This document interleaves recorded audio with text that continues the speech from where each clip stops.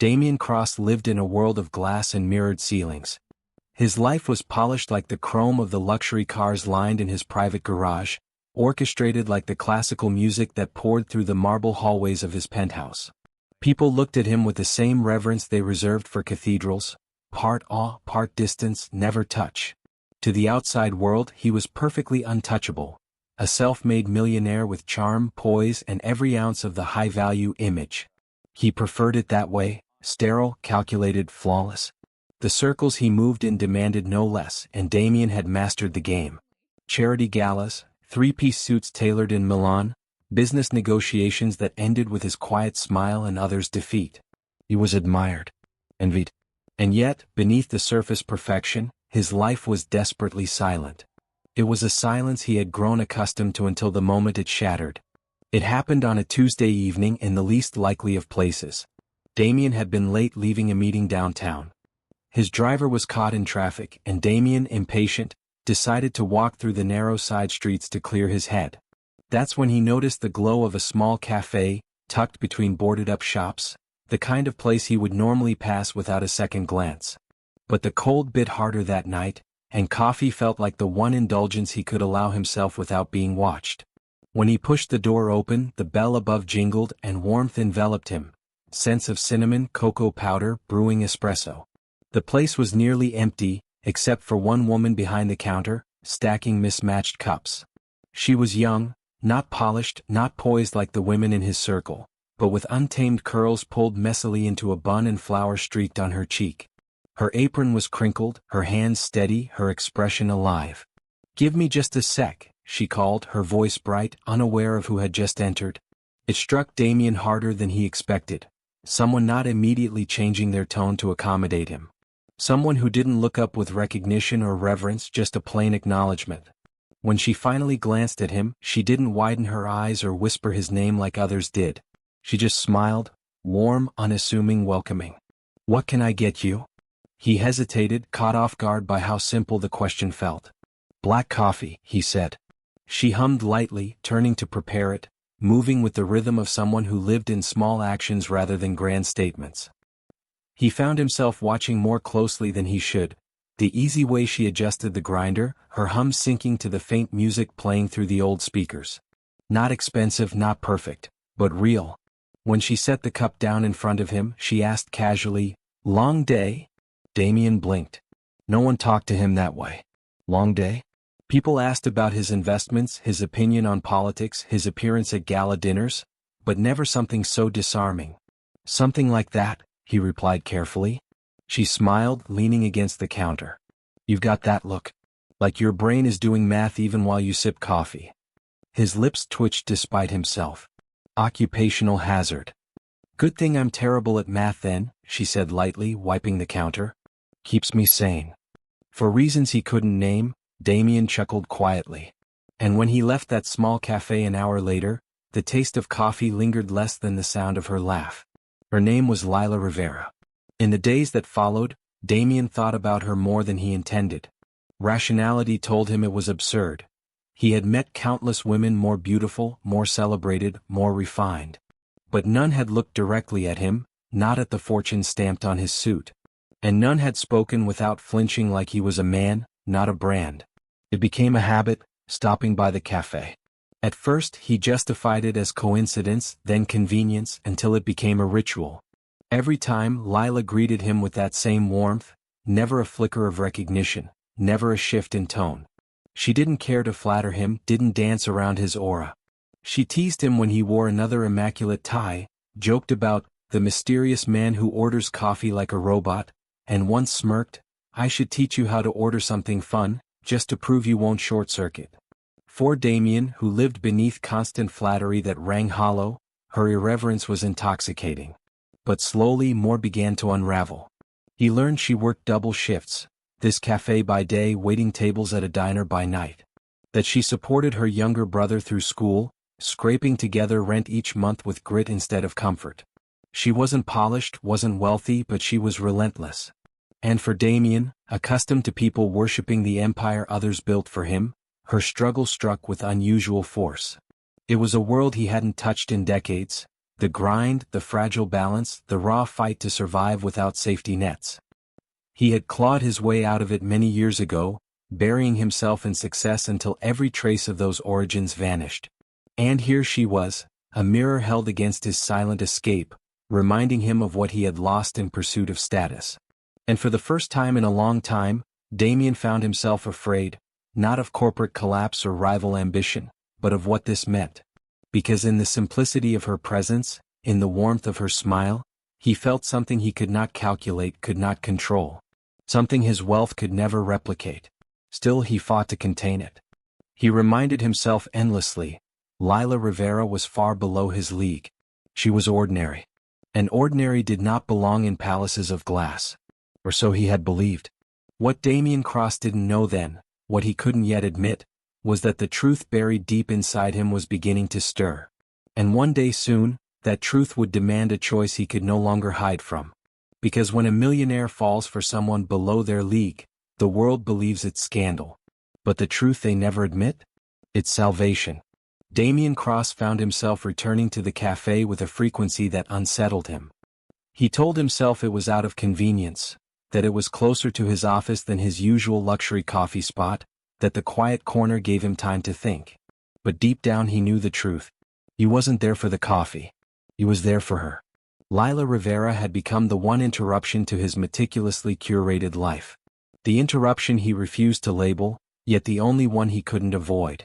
There was something about the way she spoke as though she saw no hierarchy between them. In her cafe she never treated him as a millionaire, never bowed to his wealth. She was simply present. And Damian didn't remember the last time someone had been present with him without an agenda.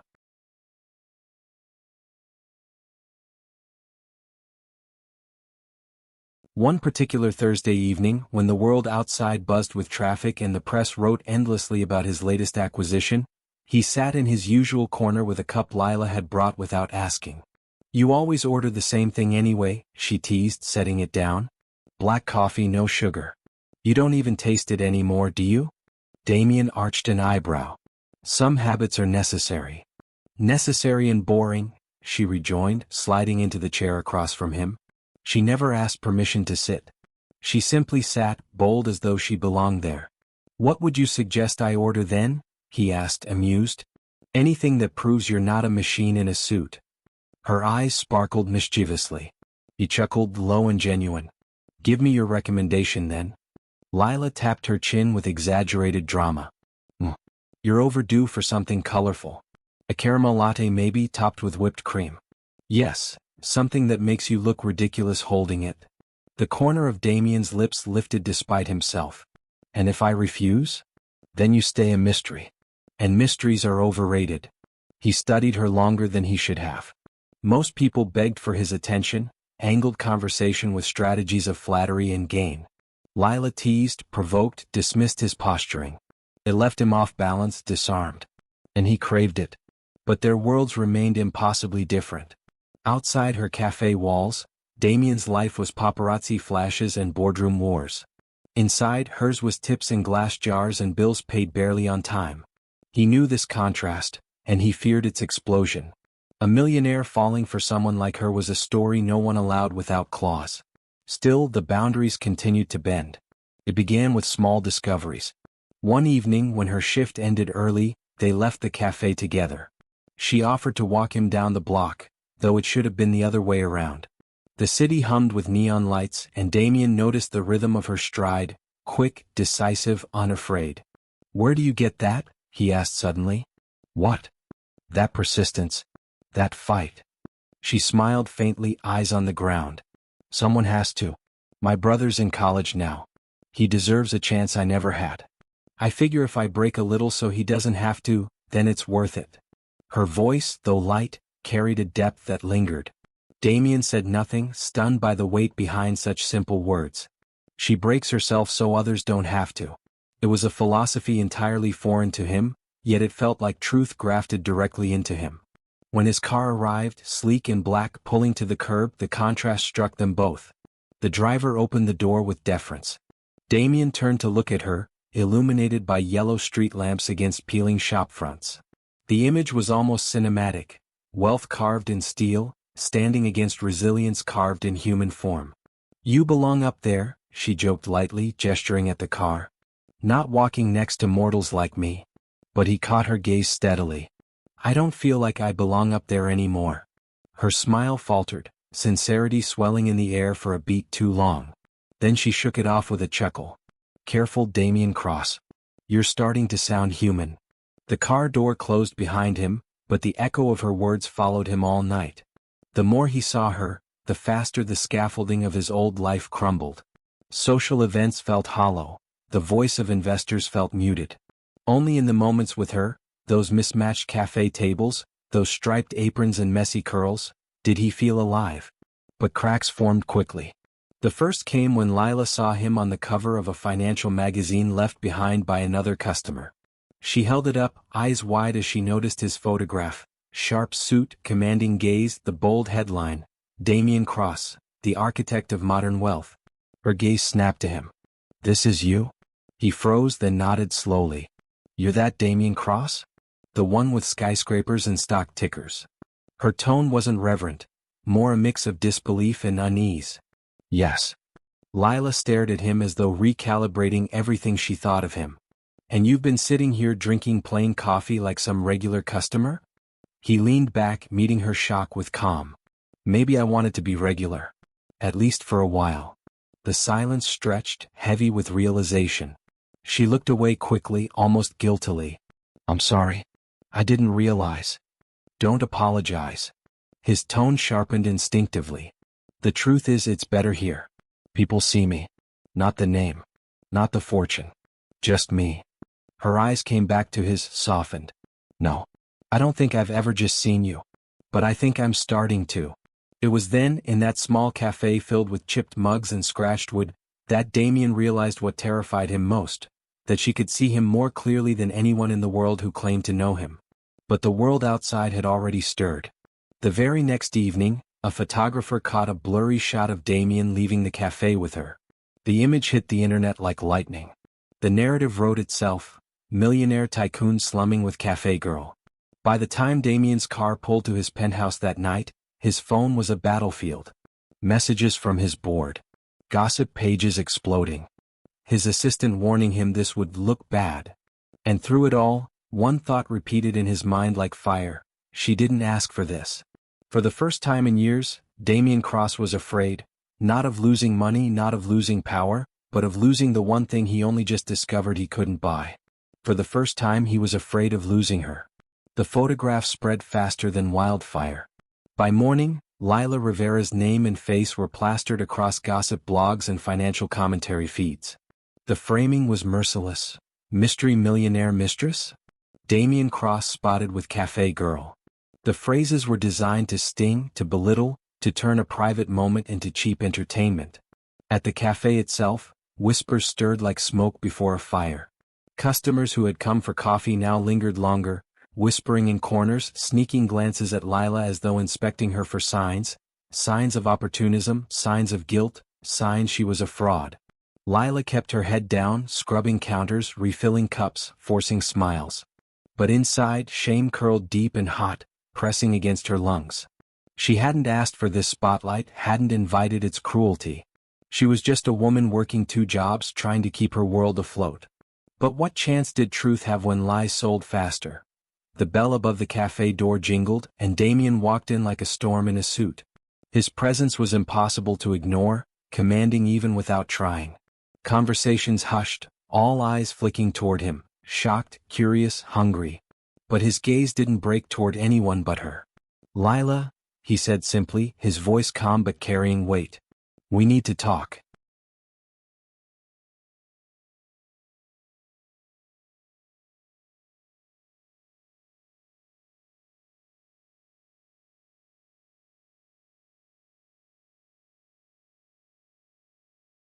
She stiffened, embarrassment heating her cheeks. "Not here." "Then where?" Her throat worked as she untied her apron, ripping it off with trembling hands. "Follow me." They ended up outside in the alley beside the cafe, where trash bins lined the walls and neon light spilled from a flickering sign. The contrast could not have been sharper, perfection framed against imperfection. "This is a disaster," she whispered fiercely, unable to look at him. "Do you have any idea what they're saying about me? About you? They think I'm—" Her voice broke and she pulled her arms around herself. "Beneath you." Damian's jaw tightened. "You are not beneath me. Don't ever say that again." Her eyes snapped up, shimmering with anger and tears. "This is your world, Damian. Power, scrutiny, headlines. And me? I don't belong in it. I was fine being invisible. Now I'm nothing but spectacle. You think invisibility is living?" His voice cracked like thunder. "You think wealth changes that? I have been paraded for headlines my whole life, but that spectacle never touched my soul. You did. You are the only thing real in this entire circus." The silence that followed bristled with raw honesty. He reached for her hand, but she pulled back, trembling. "You don't understand," she said, voice smaller now. "This kind of attention, it doesn't just blow over. It ruins people. I can't survive a war I never asked to fight." He exhaled slowly, his chest heaving against the restraint he normally lived by. "Then let me fight it for you." Her lips parted, stunned by the intensity in his voice. "What? Why would you risk everything you have for me?" His eyes locked onto hers, unwavering. "Because everything I have means nothing if I have to go home without you." The truth of it sank between them, heavy and undeniable. For once, Lila had no retort, no shield of sarcasm or deflection. Just silence. That night, Damian escorted her home in his car, ignoring the photographers who circled like sharks snapping their cameras. Lila sat rigid in the back seat, guilt clawing through her. "This will only get worse," she said softly. "They'll dig into my past, every little flaw, every mistake. They'll find ways to prove I'm not good enough for you." Damian's gaze flickered toward her. "They'll be right about one thing." She turned sharply, heart stinging. "What?" His lips curved faintly. "You'll never be good enough for the image they created of me. Because you're not an image, you're reality. And I'll choose reality every single time." The words hit like a strike of lightning. She wanted to believe them. She wanted desperately to fall into the safety of his certainty. But fear still coiled in her chest, whispering warnings of what love cost when walls came crashing down. By the following week, the cafe had become unbearable. Customers no longer whispered, they asked questions outright, some cruel, some curiously supportive. Lila's boss, though sympathetic, hinted that her presence was driving away business. Her hours were cut. Another job slipped through her hands. When she finally told Damian, her voice shook with frustration. "Do you see now?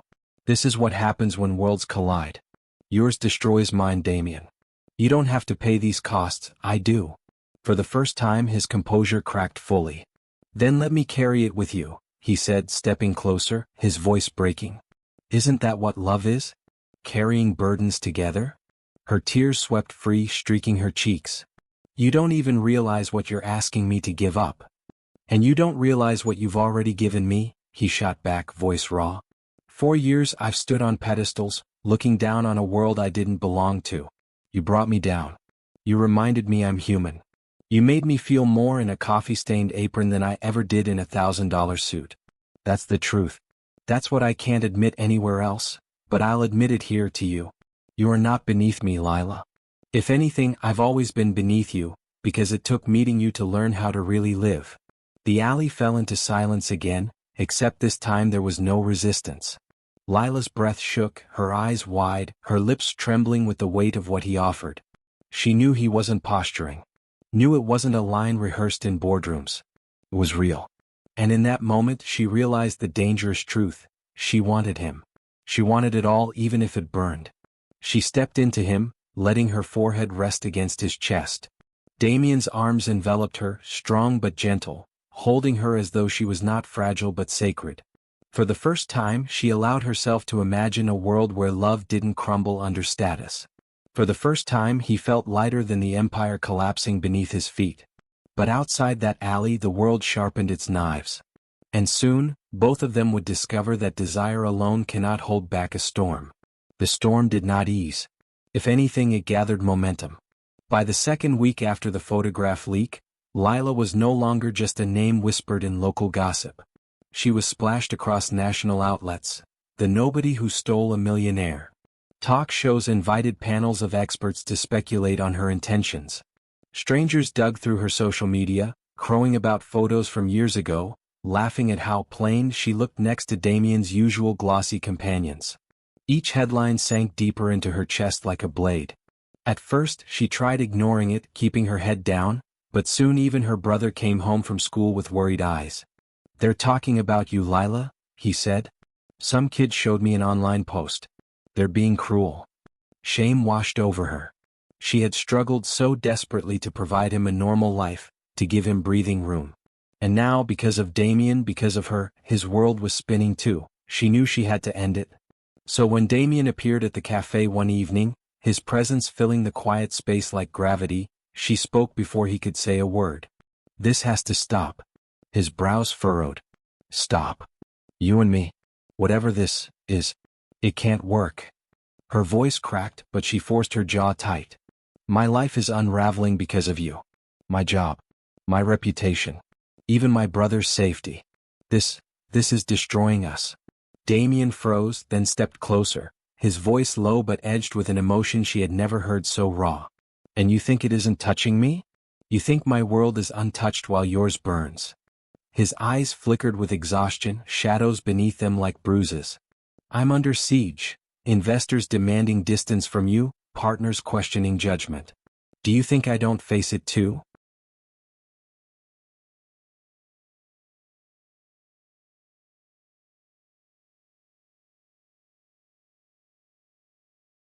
"That's the difference." Lila snapped desperately. "You still have an empire. I have scraps, Damian.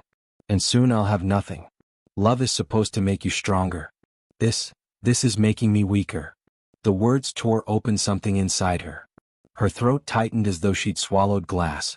She expected him to leave in anger or retreat behind his command, the way powerful men always did. But Damian did neither. He stepped closer, closing the fragile gap between them, and whispered, "Love doesn't make us weaker, Lila. It just shows us where we're vulnerable." The softness in his voice cracked the walls she clung to, but fear rushed back quickly, thick and unforgiving. She shook her head fiercely, trembling. "I can't survive in your world. You don't belong in mine. And pretending we can bridge that gap is only going to kill us both." Damian's jaw clenched. His silence stretched like taut steel, each second louder than words. Then, with agony underpinning his composure, he said softly, "If you walk away, you'll be right about one thing, that love can't withstand the weight of fear. But I won't believe it unless you choose it." Her chest heaved, tears threatening, her whole body screaming with contradictions. And then she did what she thought was the only way to keep him from wrecking her further. She turned and walked away before her breaking heart betrayed her decision. The days after were hollow. For Damian, boardrooms and skyscrapers had never felt more suffocating. Reporters still jabbed questions, investors circled, but none of it stabbed deeper than the memory of her pulling away. For a man once praised for never showing weakness, his chest ached with the crack of something irreparable. For Lila, the cafe felt heavier each shift. Strangers still lingered, gawking as though waiting for her to slip. She kept her eyes down, ignoring whispers, but the silence between orders reeked of judgment. Worse, every time her phone buzzed, her stomach twisted with the hope it might be him. And when it wasn't, the ache only deepened. One evening, a familiar voice arrived, not at the cafe but at her doorstep. Her brother answered first, blinking in shock to find Damian Cross, pristine suit exchanged for an open-collar shirt, exhaustion etched into his gaze, standing in their modest hallway. "Lila," he said when she appeared behind her brother, arms folded tightly. "Damian, you can't just," she began, but he cut her off gently. "No crowds. No cameras. Just me asking you to listen." Her lips pressed together, torn between slamming the door and letting him unravel her again. But his voice, stripped, desperate yet calm, held her in place. She finally stepped aside. In the dim light of her small kitchen, against appliances older than his penthouse marble tiles, Damian leaned against the counter while she stood stiff across from him. The contrast was almost comical. Wealth dropped into humility. "I need you to understand something," he began slowly, careful with every word. "I never chose this world for you. I never wanted it to bleed onto your skin. But I did choose you. And I can't stop." Her throat burned, but she shook her head. You don't get it. Choice isn't enough when the cost is everything. He stepped forward, his voice softening. Lila, they can take my boardroom. They can take my empire. Right now they are. But what they can't take is what I feel when I'm here. He met her gaze directly, unflinching. You think you're beneath my league. The truth? You're the truth I never admit, that all this time I was the one beneath.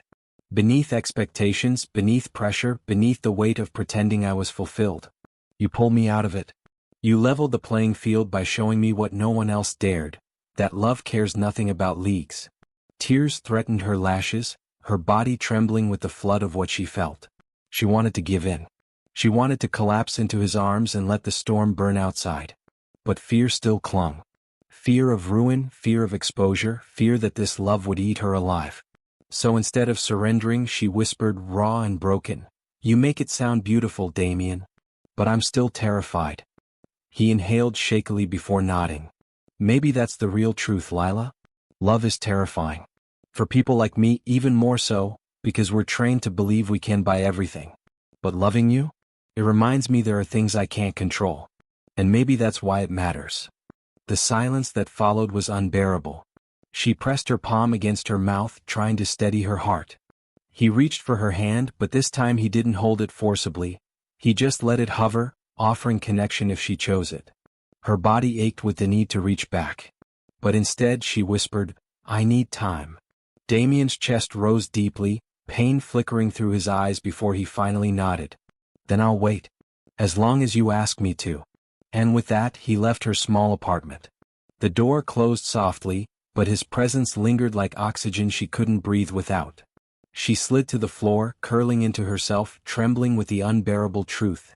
She wanted him desperately, but she was still terrified of everything that wanting him would bring. It was only a matter of time before silence ceased being enough. The endless questions swirling around Damian, the aggressive headlines, the whispering critics, all of it threatened to pull not only him but Lila into ruin. And though she begged for distance, begged for time, the world refused to give either of them any. The boiling point came at a charity gala Damian could not avoid. It was one of those events where chandeliers bled golden light down polished marble floors and guests wore their wealth even louder than their perfume. Cameras lined the entrance, eager for staged smiles, even more eager for scandal. Damian arrived alone, his jaw set, every inch the composed millionaire observers thought they knew. But when the questions began flying sharp and venomous, who is she really, Damian? A gold digger? A fling? Something in him snapped. He stopped on the crimson carpet, turned toward the cluster of microphones and spoke with calm precision. Her name is Lila Rivera. The reporters went silent, caught off guard by his unshaken tone. Damian continued, his voice steeled but honest. Yes, she works in a cafe. No, she doesn't have wealth or influence or glamour. What she has is courage, honesty and strength, the kind I'd trade 100 fortunes for. You call her below my league? Then perhaps you should admit the truth. She is above everything money has ever made me. Flashes clattered, voices rose in a chaotic frenzy, but Damian walked past them without hesitation, leaving behind words that would ripple far louder than the event itself. Lila, watching from her small apartment, felt her chest clench painfully. She covered her mouth, eyes filling with tears, because in the middle of his glittering world, he had done the one thing she dreaded most and longed for at the same time. He had chosen her.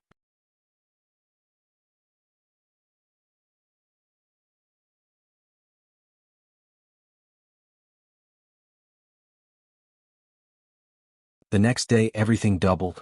Supporters and critics alike flooded the media, some praising him for humility, others tearing him down for vulnerability. But all of them spoke her name. And that night, Damian arrived at her apartment unannounced once again. She opened the door furiously, torn between gratitude and terror.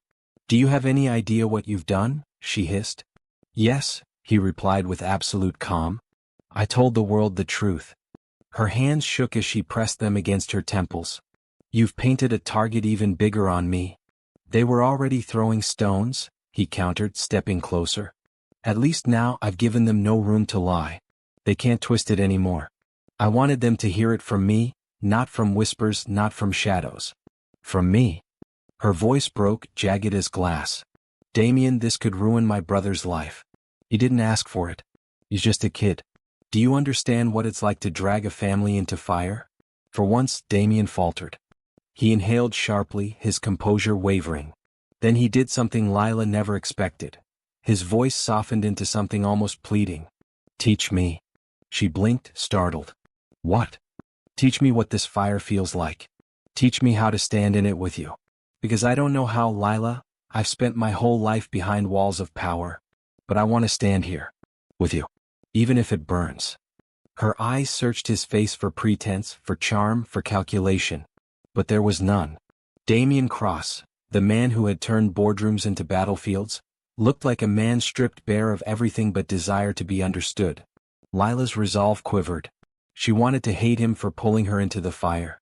She wanted to push him away, keep him outside her fragile world. But she couldn't.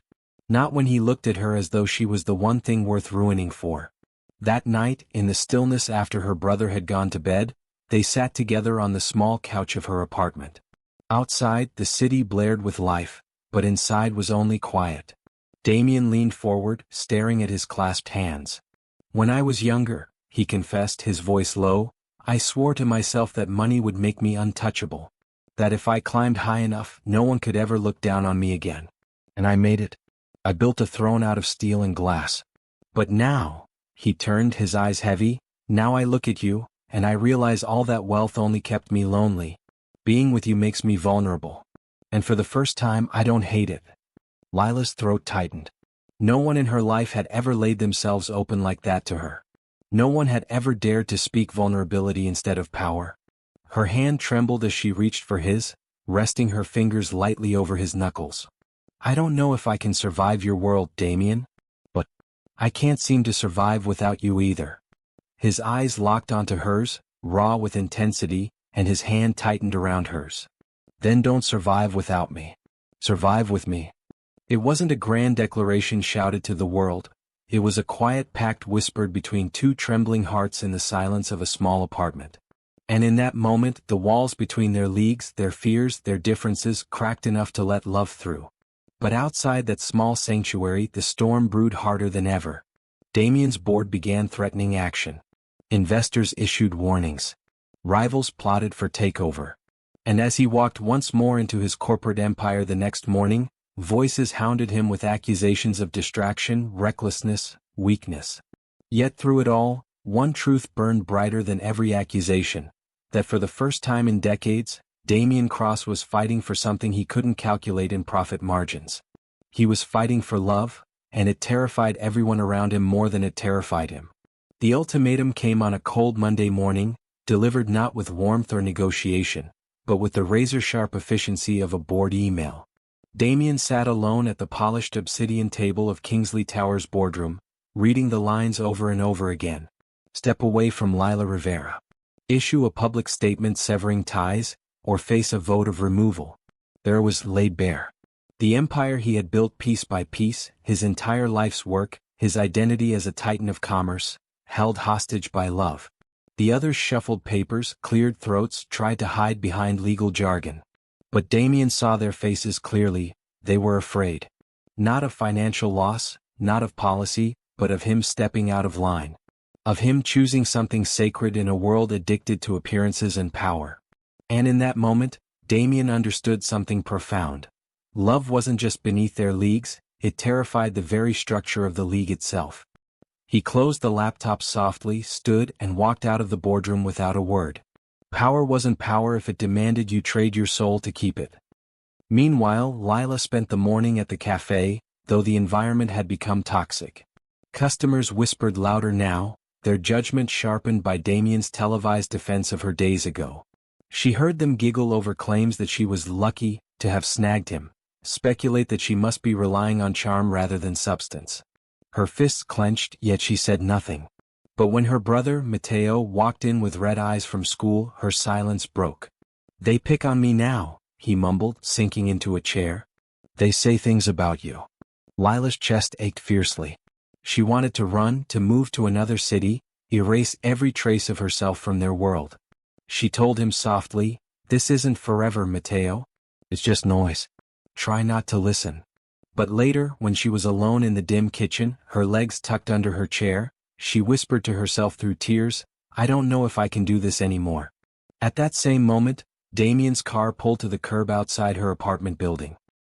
He entered quietly, knocking once before stepping inside with a look she had come to recognize, storm-weary yet determined.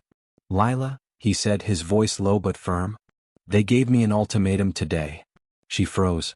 What kind of ultimatum? They want me to denounce you. Publicly. If I don't, they'll move to vote me out. Her heart stopped. Damian, that's your company. He nodded slowly. It was. But I won't trade you for it.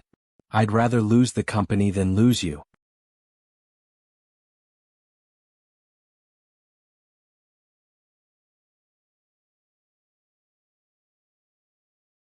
Her breath hitched, panic surging through her chest. No, you can't say that. Do you know what you're throwing away? All those years, all that work. He stepped closer, taking her trembling hands gently. Everything I built led me here. What's the point of an empire if I go home to walls instead of love?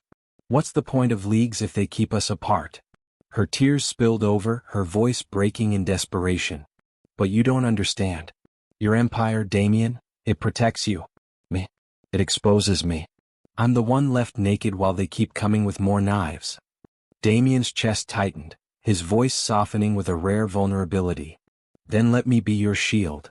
Her head snapped up, eyes wide, shimmering in the low light of that kitchen. Damian Cross, once invincible titan of wealth, looked like a man stripped bare, choosing love over power with every fiber of his being. But Lila's fear still clawed at her ribs. And when you regret it, she whispered. When years from now you look back and all you see is what you lost, your towers, your fortune, your place. Then what will become of me? He exhaled sharply, cupping her cheek gently, his thumb catching a stray tear. Then you'll remind me that what I gained is worth more than anything I lost. Because the truth, Lila, the truth I've never admitted until now, is that I built everything out of emptiness. It took losing it to realize how hollow it truly was. Silence swallowed the room. Her body trembled, torn between the urge to run and the urge to fall into his arms completely. He waited, no longer pressing, just offering. His hand lingered at her cheek, his gaze unwavering, as though he needed her to see he was not posturing, not pretending, but laying himself entirely at her feet. Finally, her voice cracked into the silence. Damian, if you do this, there's no way back. His lips curved faintly, painful yet certain.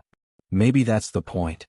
She broke then, collapsing against his chest, sobbing with the weight of it all. His arms wrapped around her, solid and grounding, as she whispered into his shirt, I'm so scared. I know, he murmured into her hair. So am I. That's what makes it real. The vote of removal came 3 days later.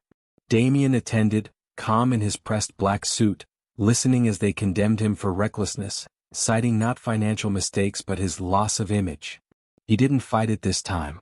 When the vote concluded, when his title was stripped, he simply stood, nodded once, and left the towering skyscraper he had built from the ground up. The crowd of journalists outside erupted into chaos. Microphones shoved toward his face, demanding answers. Damian lifted his chin, his voice strong as marble. If success requires me to give up love, then you can keep it. And with that, he turned away, entering his waiting car with a stillness that felt like peace. Meanwhile, Lila sat at the cafe, wringing her hands as she scrolled through her phone. Her heart pounded as news alerts flashed. Damian Cross ousted after refusing to denounce girlfriend. Her throat closed. He had done it.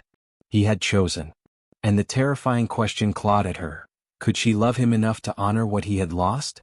She pressed her hands to her mouth, trembling with the dual weight of guilt and awe. Because the truth she couldn't deny anymore was that love wasn't just about longing, it was about sacrifice. And Damian had just sacrificed everything.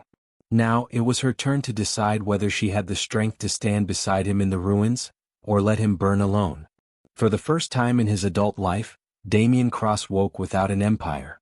The skyline of the city stretched past his penthouse balcony, but now it felt foreign, as if those towers belonged to someone else. They no longer bent to his decisions, no longer reflected his shadow as the king who built them. And yet he wasn't crushed. He sat with a cup of coffee, too bitter, too ordinary, and realized the oddest thing: he could breathe. Still, the absence of crown weighed heavier on those around him. Former allies stopped calling. New voices emerged only to gloat. Investors treated his ousting like spectacle, the final ego crash of a man, undone by love beneath him. Damian let them sneer. He had taken greater blows in boardrooms, but none so clarifying. Lila, however, wasn't freed by his sacrifice, she was haunted by it. When the news blasted Cross toppled by cafe girl, she could hardly meet anyone's eyes. Customers at the cafe, once curious, now saw her as the explanation for destruction. She overheard a woman murmur, "She ruined him." Those 3 words cut her deeper than anything else had. So when Damian arrived at her apartment that evening, she met him at the door with eyes swollen from hidden tears. "You shouldn't be here," she whispered. He frowned faintly. "Why not?" "Because you've already lost enough." Her voice broke. "And staying with me only keeps you chained to that loss. Don't you see? I'm the anchor dragging you down." Damian stepped forward, jaw tight but eyes calm. "Lila, listen to me carefully. I didn't lose myself. I freed myself." Her throat tightened painfully. "You sound so sure, but what if someday you wake up and hate me for what you gave up?" He reached for her trembling hands, cupping them gently within his own. "Then that day will never come. Because what I gained, what I'm gaining right now, it's worth more than all of it combined. For the first time in my life, no one tells me who I have to be to stay in power. For the first time, I can be human with someone who sees me that way. Don't you understand, Lila? You didn't ruin me. You restored me." Her tears pressed free, sliding down her cheeks. "I don't know if I'm strong enough for this." Damian leaned closer, his forehead against hers. "Then let me be strong enough for both of us until you are." She broke into sobs, then falling against his chest. He held her through each one, whispering not promises of perfection but presence. Always presence. In the days that followed, Damian settled into a rhythm oddly foreign to him. Gone were the endless calls of nervous executives. Gone were flights chasing mergers. In their place were quieter days. Walks through parks. Long evenings in Lila's apartment, laughing with Mateo over cheap takeout. Helping Anna, Lila's brother's schoolmates, study algebra at the kitchen table. He found himself smiling more than he had in years. Less polished, less calculated, smiles that reached his eyes. But the world didn't stop noticing. Paparazzi lingered near their block, snapping shots of Damian carrying takeout bags, his sleeves rolled rather than his suit pressed. Articles painted him alternately as a man ruined by infatuation or a tragic romantic. Neither stung him. The only thing that mattered was the first time Mateo looked at him across that battered kitchen counter and muttered, "I get why my sister chose you." That single statement meant more to Damian than the applause of shareholders ever had.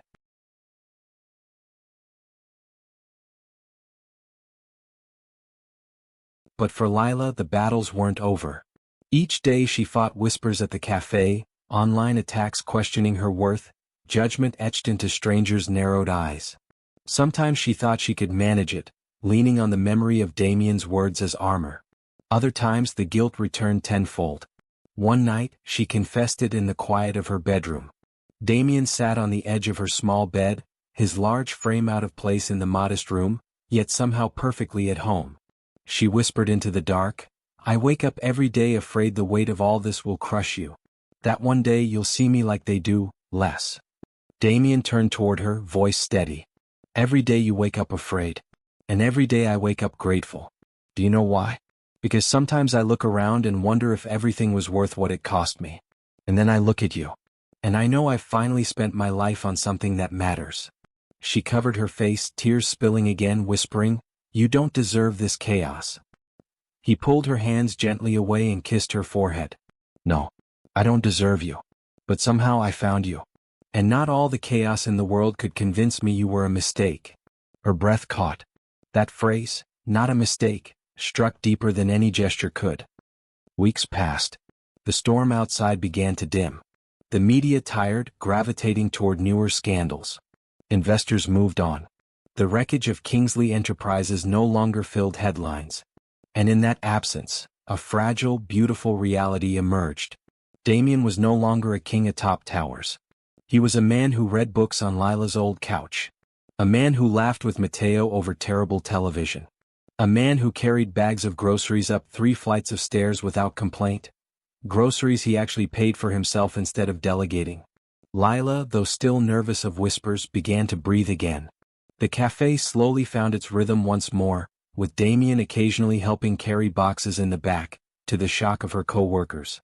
There, in flour-dusted air and coffee grinders, the millionaire and the girl below his league found a world they could both belong to. But one truth remained heavy. Lila still feared she wasn't strong enough. She hadn't chosen this storm, she had stumbled into it. And though she loved him, though every beat of her heart screamed to hold on, she wondered if she was brave enough to stand by him forever.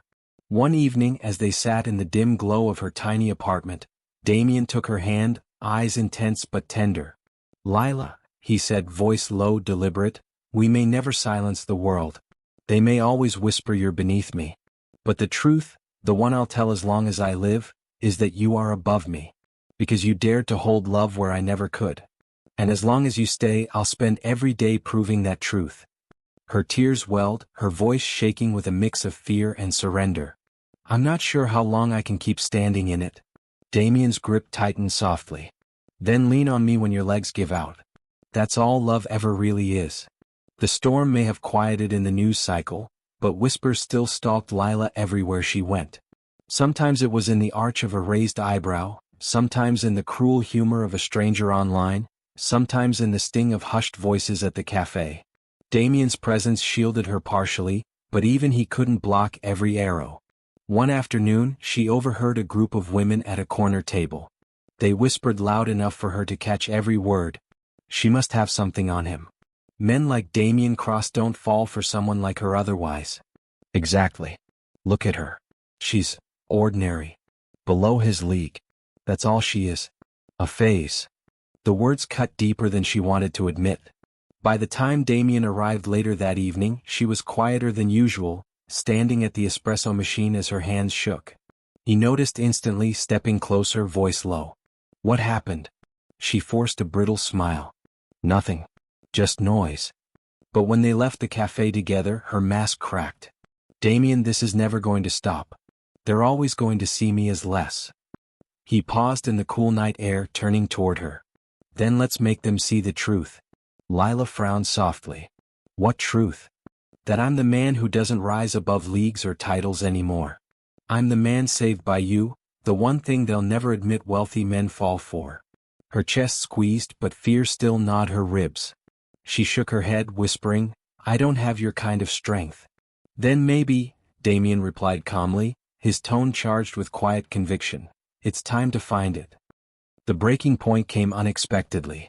Damian had been invited to speak at a university business forum, a public event with cameras, students, professors, and of course, media. It was meant to be a lecture about leadership and failure. But inevitably, someone asked the one question no one would let die. "Mr. Cross," a student said, microphone trembling but direct, "people say you gave up control of your company because of her. Was she worth it?" The crowd buzzed with anticipation, leaning forward, hungry for a soundbite. Damian remained calm. But this time, instead of answering himself, he looked toward the back of the hall where Lila had been seated quietly at his invitation. His gaze held hers, steady, unshaken. Lila froze. Her instinct screamed to hide. But her heart thudded fiercely against her chest, because she recognized what this was. A chance. Not for Damian this time, but for her. Before she could overthink, before fear could strangle her, she stood. Heads turned, gasps rose, cameras swiveled. She walked down the aisle, her heartbeat louder than the echo of her footsteps. When she reached the front, beside him, she took the microphone from his hand. Her voice shook at first, then steadied as silence blanketed the packed room. "They keep saying I'm below his league," she began, lifting her chin despite the tremor in her hand. "That I don't deserve to stand beside him. You want the truth? Maybe I don't. But I don't think love has leagues. I don't think kindness or courage or choosing someone in their darkest hour has leagues. They say he lost everything for me. But what they don't say, what they'll never admit, is that he gained something real. Something money didn't give him. And the truth they'll never publish is this. Sometimes the ordinary person isn't the one below in the story. Sometimes they're the one carrying the strength the world forgot about. And if I have to walk through fire to stand by him, then I'll do it. Because he isn't just Damian Cross, millionaire. He's a man who chose love over empire. And I'll never be ashamed to be at his side.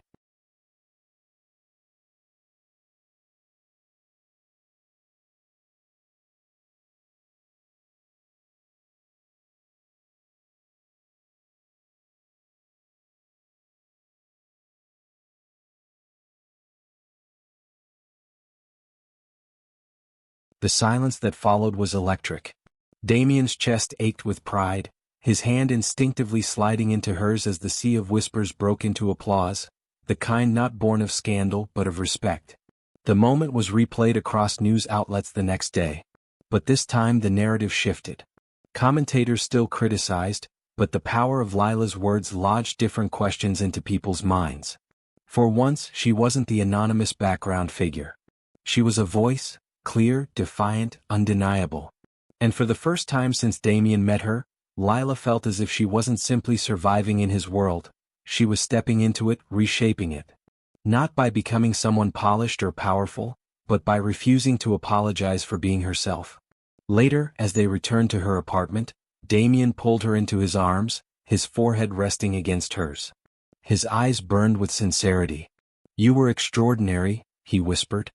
Her lips trembled, but her eyes didn't flinch from his. "I was terrified." "I know," he said softly, brushing a tear from her cheek. "That's why it mattered." And that night, when the world outside buzzed with commentary, noise, and speculation, Damian and Lila sat on her couch with Matteo laughing beside them. For the first time in weeks they felt not like fugitives from leagues, but like a family, small, imperfect but unbreakable. Because the truth they had both learned was simple. Leagues are illusions, but love, the kind you bleed for, the kind you risk fear for, that was real. And they had chosen it together.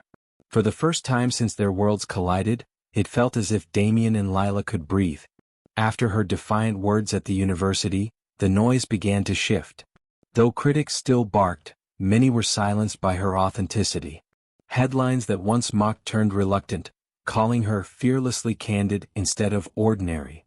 But the true change happened behind closed doors. The night following her speech, Lila walked into her apartment and found her brother grinning wider than she'd seen in months. "You were amazing," Matteo said, hugging her tightly. "Everyone at school's talking about it." But this time, his eyes watered, pride shimmering. This time they weren't laughing. For Lila that small shift meant everything. And for Damian, watching her glow with the beginnings of confidence, it was worth more than any stock reversal. Still, he knew storms didn't simply vanish. His old world wouldn't quietly forgive what he had abandoned. Competitors circled his fallen empire, vultures still ready to peck at anything he rebuilt. Yet for once he didn't sprint back to reclaim it. Instead, he allowed himself to rethink what a life outside that tower could look like, not alone but with her. Weeks later, Damian invited Lila and Matteo for dinner, not in his penthouse, but in a modest restaurant tucked in the city's quieter quarter. No flashbulbs. No tuxedos. Just a handful of people with steam rising from hearty dishes and laughter bouncing off brick walls. Lila sat across from him, a little dazed, and used to seeing him stripped of armor. He poured Matteo's soda without fanfare, teased lightly about Lila's reluctant palate for anything spicy, and looked for once like an ordinary man enjoying a meal. "You know," Lila said as the plates were cleared, "I never thought Damian Cross would sit in a place like this." Damian smirked. "Who told you I wasn't allowed?" "Your whole persona," she teased. "I only dine where the forks are gold, and the water has a PR agent." Matteo nearly choked on his soda laughing. Damian rolled his eyes with exaggerated offense, and the sight sent warmth through Lila's chest. She realized then that this was what she hungered for most. Not wealth, not promises, but moments that felt real. But reality has a cruel way of testing convictions. One afternoon, while Damian helped Lila restock shelves, a slim figure in a designer suit appeared in the doorway. Rebecca Hale, Damian's former business partner and occasional confidant. She carried the aura of old power, heels clicking, perfume heady, confidence sharp. Her eyes swept the cafe before landing on him. "Cross," she said crisply, ignoring Lila entirely. "You've got one chance. Come back. The vote is shaky, half want you gone, half doubt themselves. Apologize publicly. Drop this situation. You'll have your power again by morning. Lila froze behind the counter, heart sinking at the clarity of her dismissal. This situation. That's all she was. Damian, however, didn't falter. He crossed the room slowly, stopping inches from his former colleague. His voice dropped to steel, but it carried no anger, only finality. You think losing everything is the worst thing that happened to me, he said. But it's the opposite. The best thing was walking out because it brought me here. He gestured toward Lila openly now, his eyes unwavering. I won't apologize for my choice. Not to you. Not to anyone. Rebecca's icy composure cracked faintly, disbelief flashing as she realized his defiance wasn't theatrics but truth. Without another word, she turned on her heel and left, her perfume lingering like ghosted arrogance. The cafe went quiet. Damian turned, meeting Lila's stunned gaze. You just burned your last bridge, she whispered. He shrugged faintly, stepping closer to her. No. I crossed it. Toward you. Her throat tightened, overwhelmed not by pride but by weight. The sheer cost of what he'd thrown away for her left her terrified again. That night, lying awake, she whispered in the dark, Damian, what if one day I can't give back as much as you've given me? He rolled to face her, brushing hair from her forehead with tender patience. Then you'll have still given me everything worth having. You've already given me more than the entire world ever did, yourself. That's enough. Her tears slipped silently, but for once they were not tears of fear, they were tears of surrender. The following weeks brought quiet victories. Damian began consulting for smaller companies, guiding without the crown but with more sincerity than before. He didn't need boardrooms to feel relevant. Helping people grow from the ground up proved far more meaningful. Lila, meanwhile, grew into her new strength. Customers returned not out of curiosity but loyalty, recognizing her resilience. And though whispers still drifted, she carried herself with newfound grace. One evening, when Damian came to close the cafe with her, Mateo flicked off the last light and declared, You two look good together. Like, you balance out. Damian smirked. Smart kid. Lila laughed, nudging her brother. But when her gaze lingered on Damian's, something wordless passed between them. A recognition that maybe, despite leagues and labels, what they had wasn't fragile. It was becoming permanent.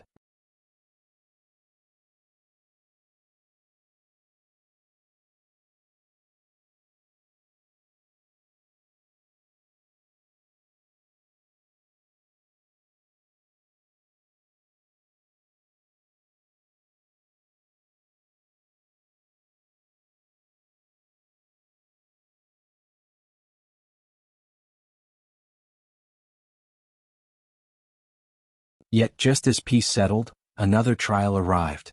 A journalist reached out directly to Lila with a proposal, an interview raw and uncut, where she'd get to set the record straight.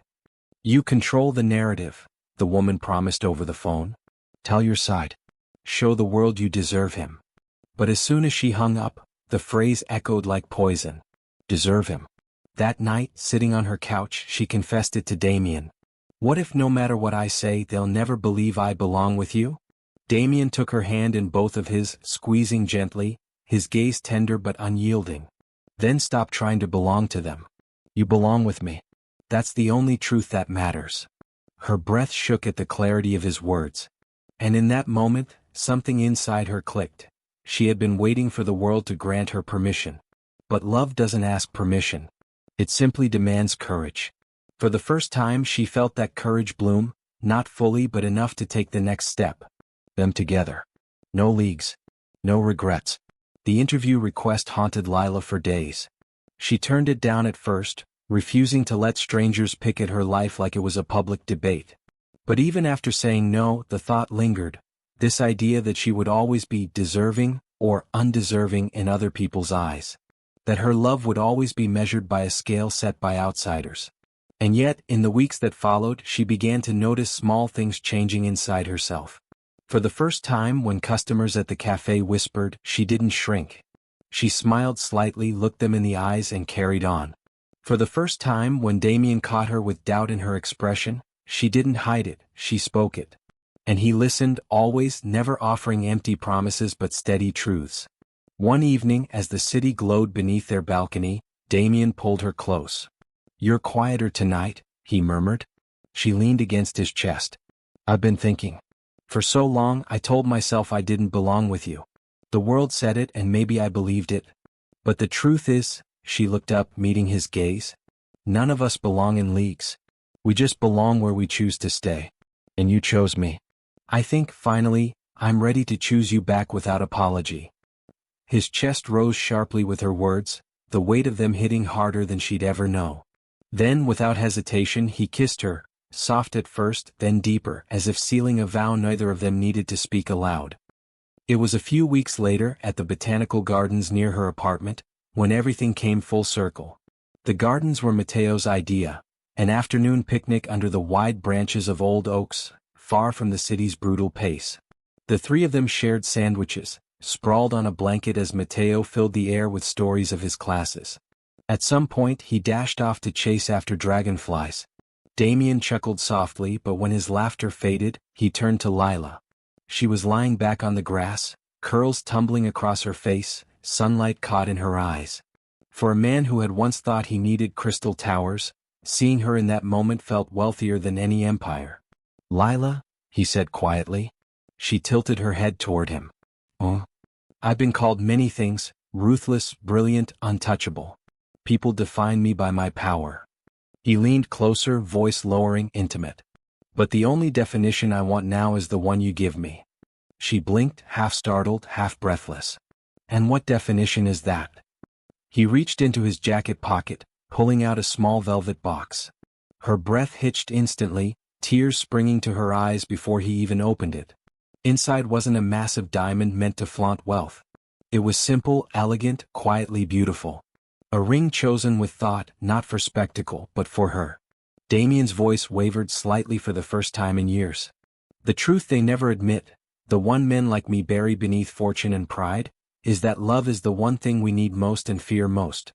I feared it because it made me vulnerable. I feared it because it couldn't be bought. But with you I stopped fearing. With you I want to live. Lila Rivera, will you marry me?" Her hands flew to her mouth. For so long she had doubted, resisted, convinced herself leagues separated them. But now, kneeling before her wasn't a millionaire above her, just a man offering himself entirely. "Yes," she whispered, tears spilling fast. Then louder, firmer, "Yes." Damian slipped the ring on her finger, his hands trembling just enough for her to laugh through her sobs.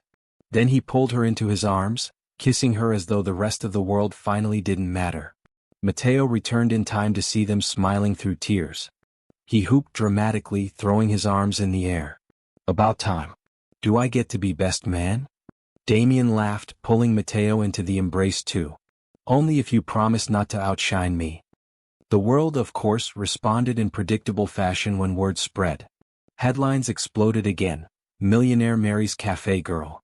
Commentators argued as if love needed to be stacked on balance sheets. Some called it scandal, others called it redemption. But Damian and Lila, they stopped listening. On the day of their wedding, held not in one of his old towers but in a sunlit garden surrounded by people who mattered, Lila wore a smile more radiant than any gown. Damian stood beside her, no longer the untouchable icon but a man finally touched by everything real. As she walked down the makeshift aisle, Damian felt tears prick his own eyes. Not because of what the world saw but because of what he knew. Every empire he had built was nothing compared to this moment. When they exchanged vows, Lila's voice shook but never faltered. "They said I was beneath you. But the truth is I was always enough. And you were enough for me.